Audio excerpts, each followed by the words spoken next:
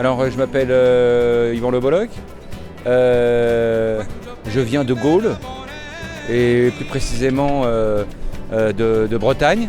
Je suis Patrick Baptiste, je suis le soliste du groupe Ma guitare s'appelle Revient, donc d'origine gitane.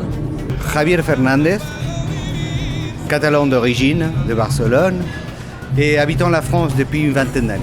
Et nous sommes là avec les camarades de la FGTB pour fêter évidemment la solidarité, la mixité, une répartition plus équitable des richesses et savoir où est passé l'argent.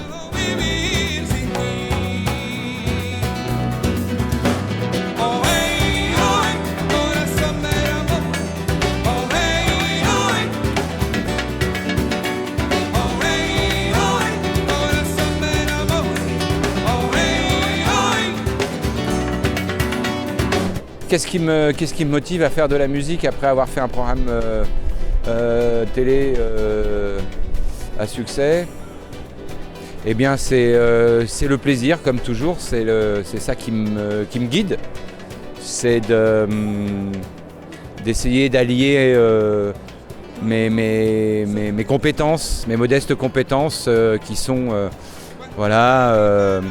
l'écriture, la mise en scène et aussi la musique. Et c'est une musique un peu particulière, c'est une musique qui vient de la Camargue, du sud de la France. C'est la musique des gitans, c'est la rumba flamenca. Donc moi je ne peux pas écouter cette musique quand elle est bien faite sans me dandiner bêtement sur mes deux jambes.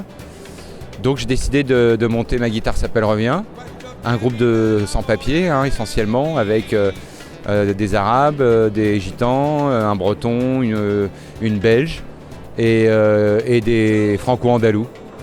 Et voilà, 5 ans qu'on existe maintenant, nous en sommes à notre deuxième album. Ça a été vraiment la pure rencontre avec Yvan. C'était que Yvan apparemment lui déjà à cette période-là aimait bien donc, cette musique de rumba gitane. Et il avait demandé s'il y avait des gitans dans le coin pour pouvoir faire quelques morceaux en live avec lui. Et justement, il nous avait demandé si nous on pouvait partager un moment avec lui de musique, puis on avait accepté. Et de là donc c'est parti de 10 minutes de guitare, on est rentré à 5h du matin.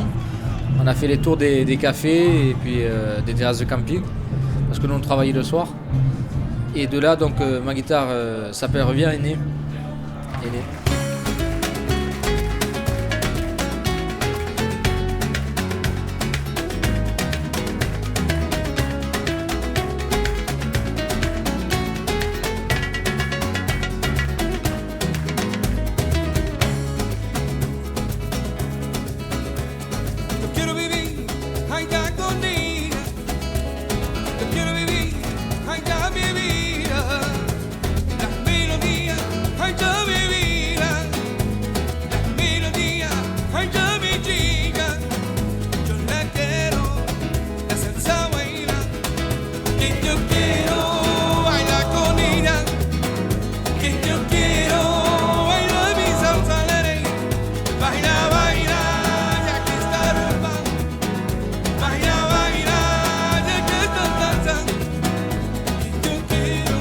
D'écrire cette musique-là, je pense que c'est une musique qui reflète beaucoup de choses.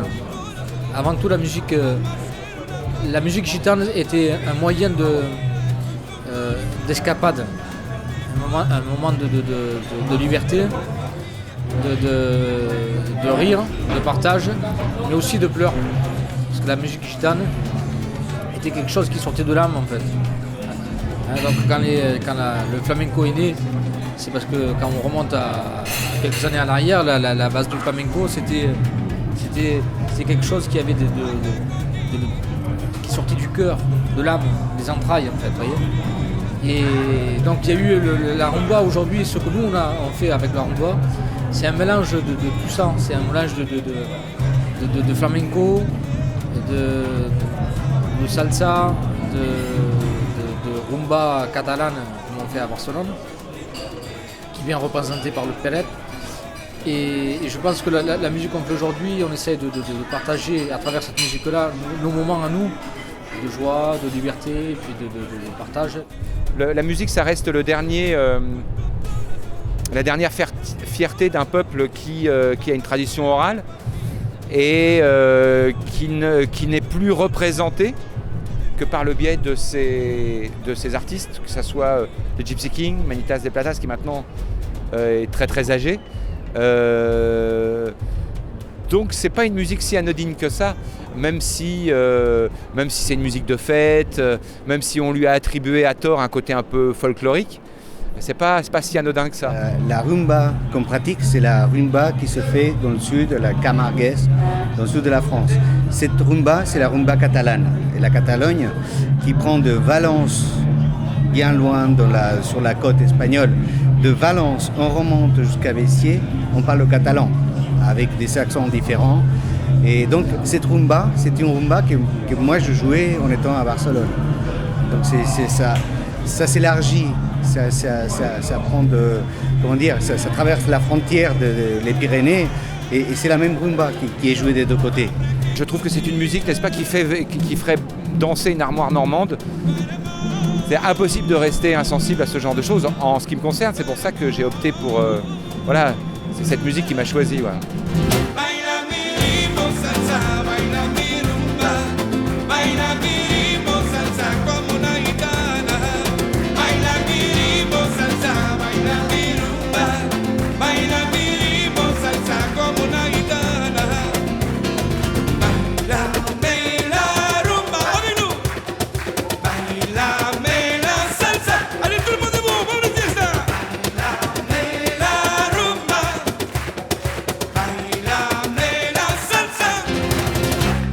Moi, la condition des Roms, je ne la connais pas, parce que je ne suis pas Rom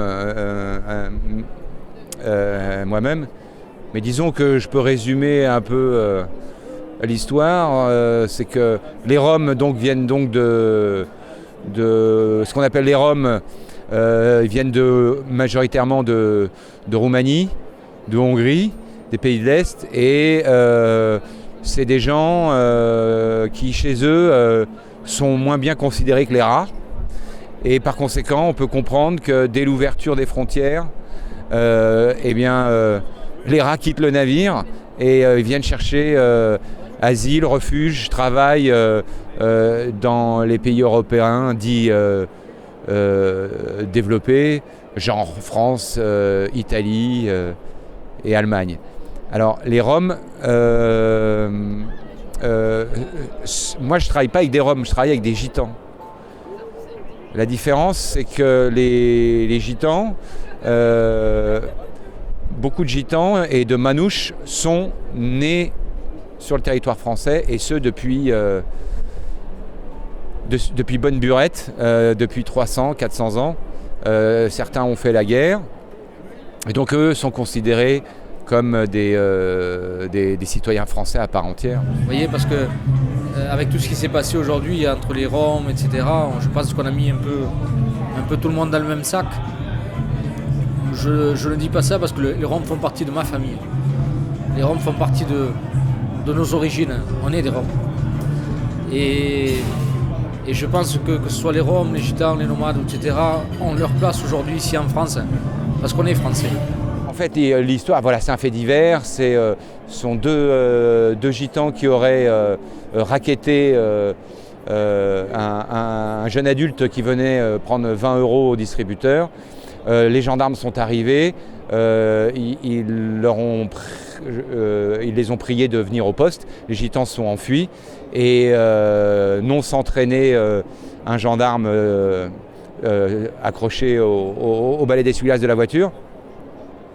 Et à la suite de ça, il y a eu une chasse à l'homme qui a été menée par la police et la gendarmerie, et à l'issue de laquelle il y a eu un mort, voilà, un gamin qui a été abattu. Voilà. Donc partant de là, notre aimable président Nicolas Sarkozy, qui connaît depuis maintenant un an une sérieuse déconfiture, notamment au niveau des sondages, a sauté sur l'occasion pour jeter l'opprobre sur la population rom et la population des voyageurs en général, Voilà, il a voulu se refaire une petite popularité à bon compte en rendant responsable la population gitane de la délinquance, de la hausse de la criminalité et pourquoi pas aussi de la baisse des résultats du commerce international de la France, responsable du chômage, responsable de la fermeture des usines. Enfin voilà, voilà pourquoi on a beaucoup parlé des Roms l'été dernier en France. Voilà comment la France, hélas, puisque c'est évidemment pas l'opinion de tous les Français, s'est illustrée d'une manière bien piteuse. On se bat avec le groupe pour faire passer un certain message au niveau de la vie gitane puis de la population zigane de France, pour que justement d'encourager les gens à aller à l'avant, puis d'aller à la rencontre d'autres gens et de s'intégrer dans la société, d'être des gens, des citoyens français, et que les gens se sentent citoyens français ici, les Tziganes en France.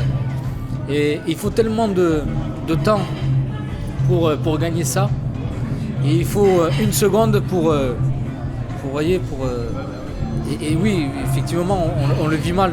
Quand ça nous arrive, on le vit mal parce qu'on se dit beaucoup de temps à lutter contre ça. Et justement, là, un claquement de doigts parce qu'un Rome a...